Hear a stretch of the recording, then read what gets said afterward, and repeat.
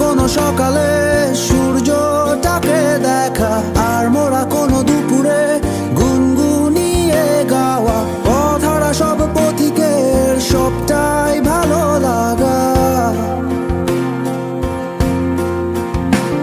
আর জানালার ওই কাছটায় থমকে থাকা বৃষ্টি, অলিখিত সব কবিতায় আটকে থাকা সৃষ্টি।